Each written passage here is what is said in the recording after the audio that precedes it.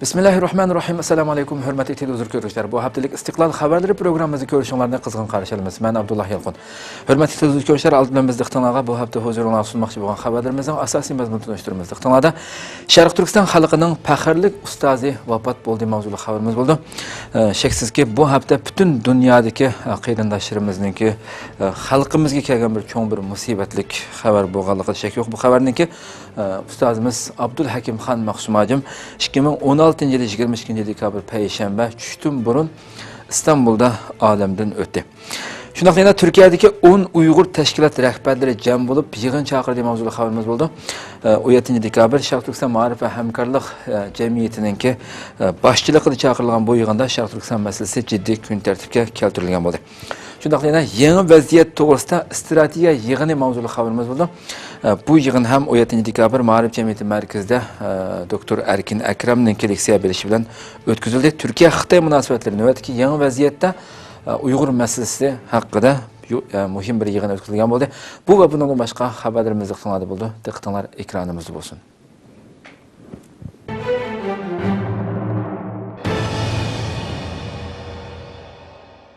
Şarkı Türkistan halkının pəxirlik ustazı vafat buldu. Şarkı Türkistan Müslümanlarının bulupmu muhaciretdeki Uygur Müslümanlarının hazırkı devirdeki dini ve siyasi hayatı zor tesir gösterken dini alim ve yetekçi Şarkı Türkistan Maarif ve Hemkarlık Cemiyeti'nin kurgucusu. Şarkı Türkistan Ölümala Birliği'nin kurgucularından biri bütün hayatı ve güç kuvvetini İslam üçün, Şarkı Türkistan halkı üçün bağışlayan hürmetlik alim Ustaz Abdulhakim Xan Maqsumacım 2016 yılı 22 dekabr Perşembe günü çüştün burun İstanbul'da alemden ötdi. Ve bugün 23 dekabr Cuma namazından mığlıgan kişilerinin katnışışı bilen cenaze namazı düşürülüp İstanbul Zeytinburnu'daki Kozlu kabristanlıqıga defne kılındı. Biz İstiklal ailesi bilen sütümüz bilen aldı bilen ustazımızın ailesiga uruk tuqqanlarga şunaqla dünyanın her qaysı joylaridagi bütün halkımızga chin qalbimizdan ta'ziya bildirimiz ve ularga Rabbimizning sabr taqat ato qilishini tilaymiz. Rabbimiz merhum ustazımızın yatqan yerini eng ali Firdevs cennetida qilsin.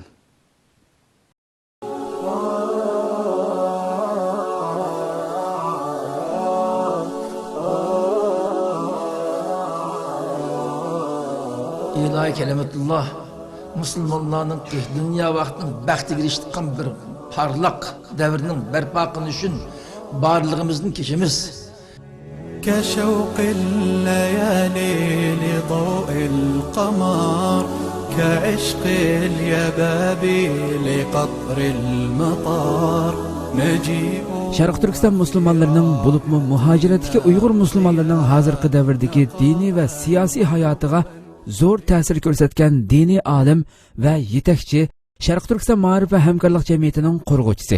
Şarkı Türkistan Ölümala Birliği'nin kurgucularından biri bütün hayati ve güç kuvvetini İslam üçün, cümleden Şarkı Türkistan halkı üçün bağışlayan Abdulhakim Xan Maqsumacım 2016 yıl 22 dekabr Perşembe günü çüştün burun tuyuqsiz İstanbul'da vafat buldu. كشوق الليالي لضوء القمر كعشق اليبابي لقطر المطار Uygur halkı üçün ağır yoqutuş bulup hesaplanğan bu musibet haberi közleri yaşqı tolğan, yürekleri elemge tolğan Şarkı Türkistanlıklarını çoğunqur qaygıga saldı. Ve bugün 23 dekabr Cuma namazından keyin minglagan kişilerinin qatnashishi bilan cenaze namazı düşürülüp İstanbul Zeytinburnu'daki Kozlu kabristanlıqıga defne qilindi.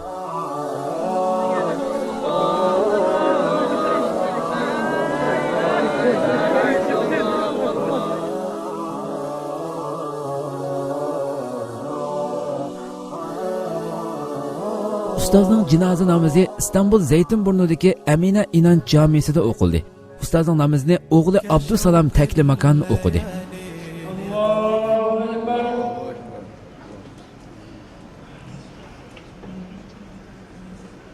Cenaze namazıga ustazning dünyanın her qaysı joylaridagi imkoniyati yor bergan shogirdlari, sabtaşları ve Türkiye turayotgan ko'p sonliq Uyg'urlar ve Şarkı Türkistan xalqining beshiga kelgan bu musibati uchun iztirob chekkan turklardan bo'lib 2000 dek kishi namozga qatnashdi.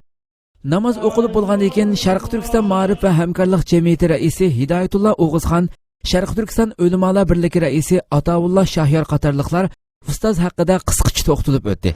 Bugün büyük bir ustadımızı, mürşidimizi, bir komutanımızı, bir mürebbimizi kaybettik. Bu kayıp sadece Marif Cemiyeti'nin kaybı değil. Bütün 40 milyon Doğu Türkistan Müslümanlarının ve diasporadaki 4 milyona yakın muhacirlerin kaybıdır. Dostlar benim 35 senelik dostum idi. Onu kaybettim. Allah mekan cennet eylesin.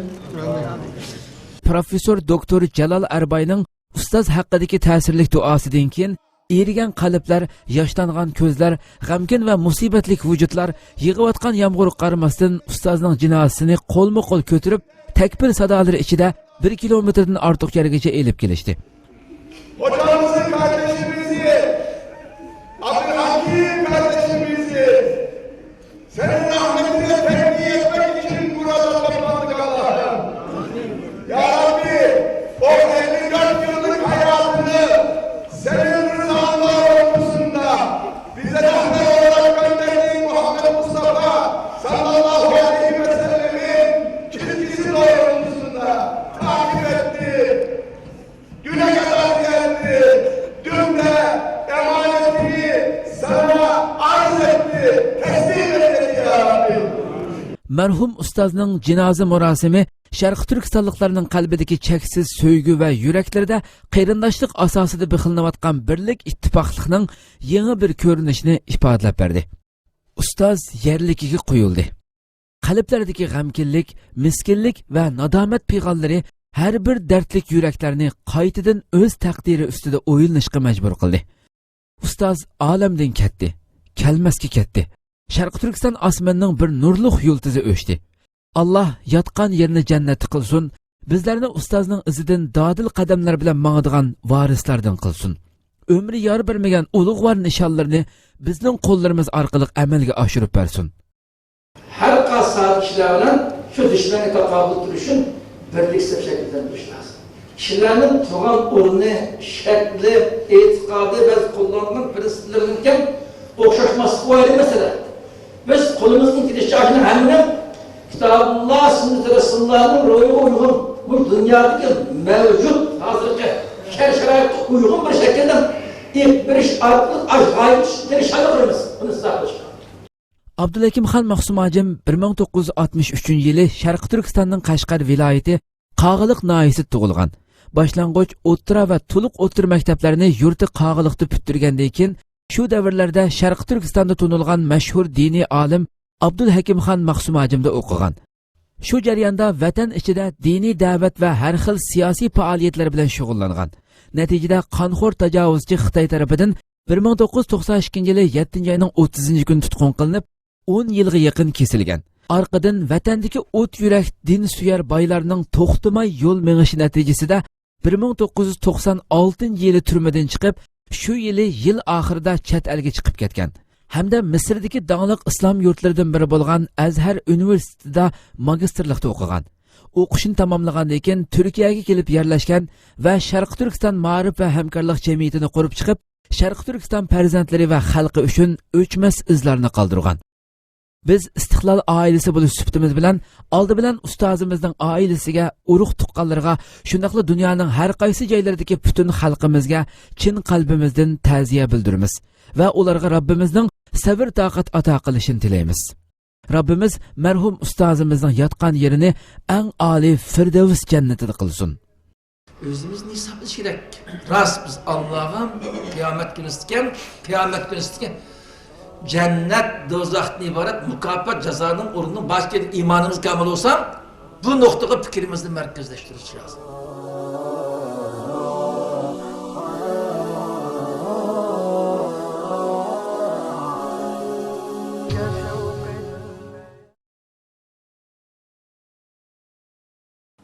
Abdulhakim Xon Maxsum Hacim uchun butun dunyodagi Uyg'ur tashkilotlar ta'ziya bildirdi. Ustoz Abdulhakimxon Maqsumajim uchun Dünya Uyg'ur qurultiyi shundaqla dunyoning har qaysi joylarida faoliyat olib berayotgan ommaviy tashkilotlar cho'nqur qayg'urib ta'ziyanoma avatdi. Undan boshqa Turkiyadagi nupuzli gazet jurnallardan yangi akit qatorliq axborot vositalari maxsus xabar berdi. Dünya Uyg'ur qurultiyi raisi Rabiya Qadir xonim ustoz uchun yozma va silliq ta'ziya bildirdi. Ustoz Abdulhakimxon Maqsumajim uchun Dünya Uyg'ur qurultiyi shundaqla dunyoning har qaysi joylarida faoliyat olib berayotgan ommaviy tashkilotlar cho'nqur qayg'urib ta'ziyanoma avatdi.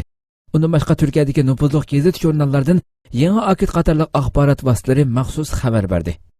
Shundaqla yana Turkiyada faoliyat olib berayotgan nurg'un ommaviy tashkilotlarning raislari, rahbarlari marhumning vafoti uchun qayg'urib ta'ziya bildirdi. Shundaqla Ma'rif jamiyatiga bevosita ziyoratda bo'lib, marhumning oila tavobiatlariga shundaqla Ma'rif jamiyatidagi sabdoshlariga cho'nqur ta'ziyalarini bildirishmoqda. Chet eldan ta'ziya avatgan tashkilotlarning ismlari tuvanligicha: Dünya Uyg'ur qurultiyi, Amerika Uyg'ur birlashmasi, Yaponiya Uyg'ur jamiyati, Shvetsiya Ma'rif uyushmasi, Sharq Turkiston Avstraliya jamiyati, Uyg'uriston ozodlik tashkiloti, Shvetsiya Uyg'ur jamiyati, Yevropa Sharq Turkiston Ma'rif jamiyati, Qozog'iston vatan faoliyatchilari, Qirg'iziston Uyg'urlari ittifoqi, Finlandiya Uyg'ur madaniyat markazi qatorliq dunyoning har qaysi joylaridagi Uyg'ur tashkilot va jamiyatlari o'zlarining ig'ir musibatga cho'mganligini, buning Sharq Turkistonliklar uchun o'rnini to'ldirib olg'usiz cho'ng bir yo'qotish ekanligini bildirib, ta'ziyanoma avatdi. Dünya Uyg'ur qurultiyi raisi Rabiya Qadir xonim ustozning vafotiga cho'nqur qayg'urganligini va ustozning vafotini Sharq Turkiston xalqi uchun cho'ng bir yo'qotish deb qaraydiganligini bildirib, silliq va yozma ta'ziya bildirdi. Assalomu alaykum. Bütün dünyadaki Uyghur cemaati, qarindoshlar. Bugun bizga eng bir qayg'uli kun.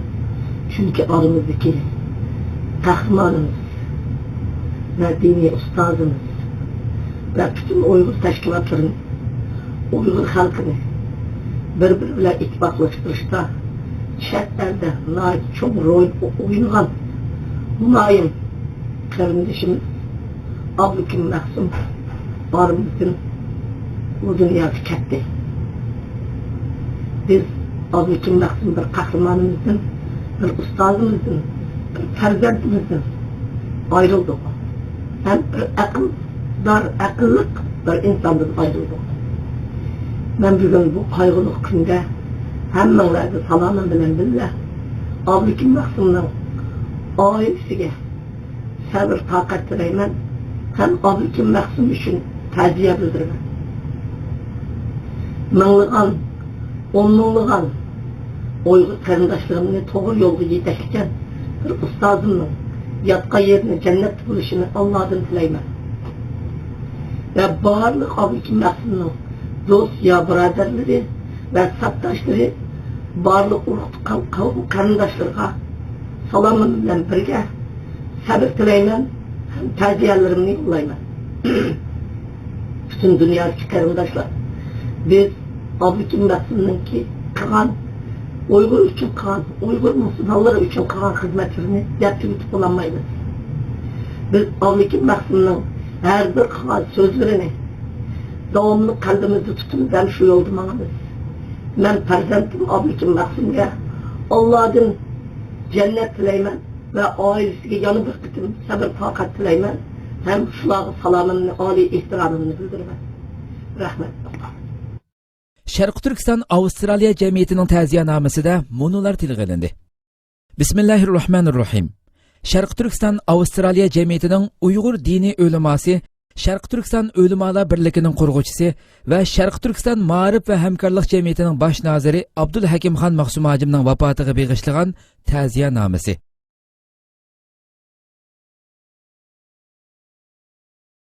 Amerika Uyg'ur birlashmasining ta'ziyanomasiga munolar tilga olindi.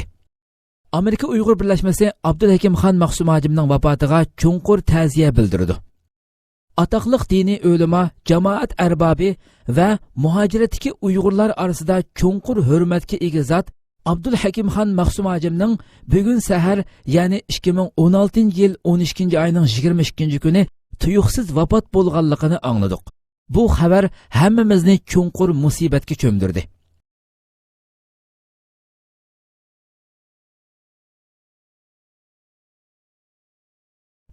Sharq Turkiston Ma'rif jamiyatining ta'ziyanomasiga munolar tilga olindi. Ta'ziyanoma. Biz Yevropa Şarkı Türkistan Ma'rif Cemiyeti Gollandiyadagi bütün Uyg'urlar nomidan ushbu ta'ziyani bildiramiz ki, faxrlik ustozimiz, olimimiz, Uyg'ur xalqining diniy, siyosiy yetakchisi, yetuk tashkilotchi, axloq ulgimiz Abdulkimxon Mahsumajimning vafot bo'lganlik xabarini anglab, qattiq qayg'urdik. Türkiye'deki 10 Uygur teşkilat rehberleri cem bulup yığın çağırdı. 12. ayının 17. günü Şarkı Türkistan Ma'rif ve Hemkarlık Cemiyeti'nin sahipxanlık kılışı bilen İstanbul'da faaliyet edip beriyotgan 10 Uygur teşkilatının rehberleri ve vekilleri bir yerge cem bulup Şarkı Türkistan meselesi doğrusunda müzakere edip bardı. 12. ayının 17. günü Şarkı Türkistan Ma'rif ve Hemkarlık Cemiyeti'nin sahipxanlık kılışı bilen İstanbul'da faaliyet kılıbatgan 10 Uygur teşkilatının rehberleri ve vekilleri bir yerge cem bulup Şarkı Türkistan meselesi doğrusunda müzakere edip bardı. Yığında Şarkı Türkistan meselesini küçülük halga keltirish uchun ortak harakat qilish, o'zaro hamkorlashish to'g'risida muzokara elib berildi. Yığınga Şarkı Türkistan Vakfı'nın baş katibi Doktor Ömer Qul ve idara hay'at a'zosi Tibet Yüce Türk, Şarkı Türkistan Ma'rif ve Hemkarlık Cemiyeti'nin reisi Hidayetullah Oğuzxan ve idara hay'at rehberleri, Şarkı Türkistan Yaşlar Teşkilatı reisi İlhan Turallı, Yavro Asya Tadqiqat Vakfı baş katibi Abducelil Turan, Qutadg'ubilik ilmiy tadqiqot va hamkorlik jamiyati raisi Abdug'ani Qutubiy qatorliq 10 ommaviy tashkilot va fond mas'ullari bilan birga Uyg'ur yurt oqsoqollari va akademiklardan professor doktor Sultan Mahmud Qashqarli, İlyas Saka, Abdul Hakimxon Mahsumajim, professor doktor Jalal Arbay, İsmail Cengiz, doktor Ataullah Shahyar, doktor Erkin Akram, doktor Erkin Ahmed qatorliq 30 ga yaqin muhim shaxslar qatnashib, o'zlarining Uyg'ur masalasi to'g'risidagi qimmatli fikr takliflarini o'tirg'a qo'ydi. Yığında aldı bilen Şarkı Türkistan Ma'rif ve Hemkarlık Cemiyeti'nin reisi Hidayetullah Oğuzxan söz kılıp, yığının asasi maqsad to'g'risida to'xtaldi ve bu yığında Abduqadir Yapcanning erkinlikka chiqishi uchun bosadigan qadamlar Türkiye Xitoy munosabatlariga ergishib o'zgarayotgan ahvollarga asosan Şarkı Türkistan masalasini qanday ilgari surish to'g'risida ekanligini bayon qildi. Keyin Abduqadir Yapcanning advokati İbrahim Ergin apandi söz qilib, Abduqadir Yapcanning hozirgi ahvoli va qonuniy haq-huquqlari to'g'risida to'xtaldi. Ve erkinlikka chiqishi uchun Türkiye Asosiy Qonun Sud Mahkamasi ve Yevropa Kishilik Huquq Sud Mahkamasiga sunilgan talab iltimoslar qonun organlari tarafidan tekshirilayotganligini bildirdi. 3 soat davom qilgan muzokara va munozara natijasida tashkilotlar birlikda harakat qilish va o'zaro hamkorlashish, maslahatlashish, shundoqla buningdan keyin oyda bir qatim to'plashib fikrlashish qaror qilindi.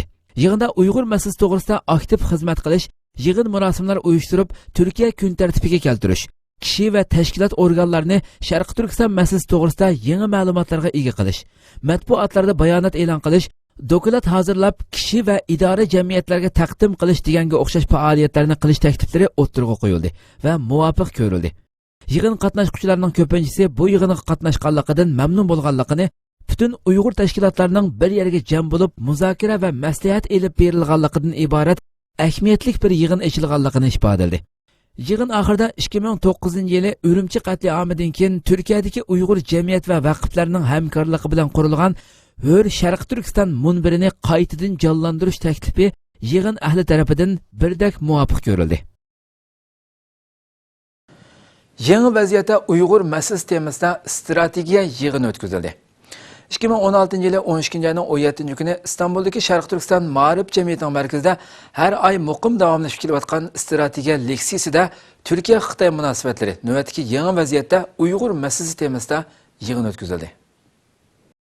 2016 yılı 12. ayının 17. günü İstanbul'daki Şarkı Türkistan Ma'rif ve Hemkarlık Cemiyeti'nin merkezinde Türkiye-Xitoy münasebetleri növbetdeki yangi vaziyatda Uyg'ur masalasi temasida strategiya yig'ini o'tkazildi. Yig'inga Sharq Turkiston Ma'rif ve Hemkarlık Cemiyeti'nin idara hay'at rahbarlari, a'zolari ve İstanbul'da yashayotgan Uyg'urlardan bo'lib 100 dan ko'p kishi qatnashdi. Yig'inda Hacettepe Üniversitesi Tarix Fakültesi o'qituvchisi, shunaqla Türkiye Strategiyalik Tushuncha instituti tadqiqotchisi Doktor Erkin Akram söz qildi. Devletler peyda bo'lgandan beri devletlerin arasındaki münasebetler köperek siyaset. Siyasetin maksati devletin menfaatini amalga oshirish. Bu iktisat buluş mümkün, xavfsizlik meselesi buluş mümkün, ticaret buluş mümkün, her xil. Buna hem de siyaset diyen hem bir ilim hem de bir sanat. Başvuruş çekti bu bir sanat ama onun tadqiqatını ilip bağlan vaxtida bu bir ilim. Şununla siyaset diyen gap var, siyasetçi diyen gap var. Hem de siyasetçiler imkan bulmagan meseleni imkanlı halıga ekiliş. Siyasetçilerin işi bu. Yığın asasen Türkiye bilen Xitayning ilgirki ve hazırkı münasebeti, Türkiye bilen Xitay münasebetining kelgusi taraqqiyot ahvoli, Uyg'urlarning kelgusi strategik plani qatorliq 3 mazmunga yig'inchoqlandi. Yig'inda doktor Erkin Akram Türkiye Xitay munosabatlari to'g'risida to'xtalib mundaq dedi. Birinchi Turkiyaning Xitay munosabatida burunqi markaziy nuqtasi asosan Uyg'urlarning ahvolini yaxshilash, ular boshdan kechirayotgan diniy zulm va milliy zulmdan qutuldirish. Hech bo'lmaganda ana shu zulmlarni yengiltish markaz qilingan. Bu sözümüzün tipik misali Erdoğan baş minister vaqtida 2009 yildagi Urumchi qirg'inchiligi haqida bu Xitoyning Uyg'urlarga yurgizgan milliy qirg'inchiligi degandek ig'ir so'zlar bilan Xitoyni ayiblagan so'zlari Uyg'ur masalasining xalqaralashishiga belgilik ta'sir ko'rsatgan. Shu vaqtlardagi Turkiya-Xitoy munosabatlarida Uyg'urlarning ahvoli markazlik holda o'ttirg'a qo'yilgan. Xitoymo ma'lum jihatda va'dalarni bergan edi. Afsus 2014-yildagi Turkiya Cumhur raisining Xitoy ziyorati Turkiya bilan Xitoyning bexatarlik, armiya, iqtisod qatorliq hamma sohada hamkorlikni bir-biriga bog'ladi. Mana bu ziyorat Turkiyaning Uyg'urlarga bo'lgan muomalasining o'zgarib qolishidagi yoshirin xavf edi. Ana shu uchrashda Uyg'ur masalasi asosiy kun tartibga kelib bo'lgan edi. 2016-yil 9-oydagi G20 davlat boshliqlari yig'inining oldi kaynida Turkiyaning Uyg'urlarga bo'lgan muomalasida o'zgarish bo'lganligining amaliy ifodasi sifatida Uyg'ur faoliyatchilari ichidagi muhim arbob Abduqodir Yapchan Xitoyning talab qilishi bilan Turkiya tarafidan tutildi. Bu bir kishining tutilishi Turkiyaning barliq Uyg'urlarga tutayotgan muomalasining amaliy ifodasi edi. Ikkinchi, Turkiya bilan Xitoy munosabati kelgusida qaysi yo'nalishga qarab taraqqiy qiladi? Xalqaro munosabat nuqtasini elib aytganda Turkiya g'arb allaridan yiroqlashdi. O'zining ichki ehtiyojini qamdash yuzasidan Xitoyga borgan sari yiqilishyapti. Bu ikki davlatning bir-biriga bo'lgan ehtiyoji va manfaati o'zaro yiqilishga turtki bo'lyapti. Biri Xitoy Sharq Turkistonning tinchligi va muqimligi Xitoyning muqimligining asosi. Sharq Turkistondagi Uyg'urlarning ideologiyasi va milliy iftixorlik tuyg'usi Turkiyaning qo'llashidan keladi va harakatlandi deb qarab, Uyg'urlarning faoliyatini Turkiya hukumati orqali cheklashni qo'lga keltirishni o'ylaydi. Ikkinchi, Xitoyning atalmish Yangi Ipak yo'li savdo ramkasi loyihasining amallashishi uchun Turkiya dengiz bo'g'zidan o'tmasi bo'lmaydi. Üçüncü, Sharq Turkiston Yangi Ipak yo'li savdo ramkasi loyihasini amalga oshirishdagi muhim strategik o'rin chiqish eg'izi Turkiyaga nisbatan Xitoydan muhim texnikalarni elish oson bo'lib, Xitoy Yevropa allaridek nurg'un talablarni qo'ymaydi. Umumiy ahvollarda ma'lum bo'lishicha, Xitoyning Turkiyadan talab qildig'ini Uyg'urlarning faoliyatini cheklash va harakat qildirmaslik. Undaq bo'lganda Uyg'urlar yana bir qatim ig'ir sinoqqa duch kelishi mumkin. Uyg'ur siyosiy faoliyatchilari yuqorqi xirisga nisbatan qanday strategik tadbirlarni tuzishi kerak? Uyg'ur faoliyatchilari navbatda ig'ir tarqoq holatda turyapti. Tarqoq guruhlarning hammasi ittifoqlik kuch degan ongni cho'rdigan asosda izlanishi zarur. Agar har bir tashkilot va guruhlar o'zini isloh qilmasa, necha guruhlarga bo'linishga xotim bermasa, hech bo'lmaganda faoliyatini birlikka keltirmasa, bu xirislarni yengolmasligi intayin aniq ahvol. Bu muhim leksiyaning tafsilotini to'rimizdan tafsili ko'rib olasizlar. Xitoy Amerikaning odamsiz dengiz osti kemasini qaytarib berdi. Amerika bexatarlik ministerligi bayonotchisi Xitoyning 4 kun burun qo'lga tushirgan Amerikaning odamsiz dengiz osti kemasini qaytarib berganligini bildirdi. 19 dekabr Amerika bexatarlik ministerligi bayonotchisi Peter Jok Xitoy paraxodlarining 4 kun burun qo'lga tushirgan Amerikaning odamsiz dengiz osti kemasining qaytarib berilganligini bildirdi. Jokning bu vaqtda qilgan yozim bayonotida Janubiy Xitoy dengizida Xitoy tarafidan tutib olingan Amerikaning odamsiz dengiz osti kemasining tutib olingan yerga yaqin bo'lgan rayonda Amerikaning paraxod boshqaruvchilariga qaytarib berilganligini, bu ahvolning xalqaro qonun va paraxodlarga munosabatlik tekshirish o'lchamlariga uyg'un emasligini bildirgan. Amerikaning tekshirib chorlovchi odamsiz dengiz osti kemasi Xitoy tarafidan tutib ketilgandan keyin kemaning qaytarib berilishini talab qilgan 5 burjaklik bino voqeaga munosabatlik tekshirishlarning davom qilayotganligini bildirgan. Amerika 5 burjaklik binoning bayonotchisi Jeff Davis 4 kun burun Janubiy Xitoy dengizida ilmiy tekshirish va tadqiqot elib berayotgan Amerikaning odamsiz dengiz osti kemasi Xitoy paraxodlari tarafidan Amerika paraxodidagi askarlarning ko'z oldida tutib olinganligini aytgan edi. U so'z yana Xitoy paraxodlarining Filippinga yaqin Subij dengiz qo'ltiqining 92 kilometr bo'ligida Amerikaning 2 odamsiz kemasining birini tutib elib ketganligini bildirgan edi. Xitoy Janubiy Xitoy dengizidagi talash tortishlik orollarga havo tavalligi va har xil aslihalarni o'rnatib, talash tortish ichida turayotgan bu orollar orasidagi surkilish va ziddiyatlarning texmi ve küçüyüp ketişiga sebep bo'lgan edi. Xitoy doiralari aslida bu yerdagi yer osti va dengiz osti boyliqi manbalariga ko'z qizartib, bu munbat boyliqlarga to'lgan rayonlarda dastlab Filippinni asos qilib, Vietnam, Brunei, hatto Malayziya qatorliq qo'shni davlatlar bilan orollarning egilik huquqiy masalasini paydo qilgan. Xitoy doiralarining Janubiy Xitoy dengizidagi orollarga har xil aslihalarni barpo qilib, bu rayonlarni o'zining qilib olishi Amerika va rayondagi boshqa davlatlarning qarshiligini qo'zg'ab kelmoqda.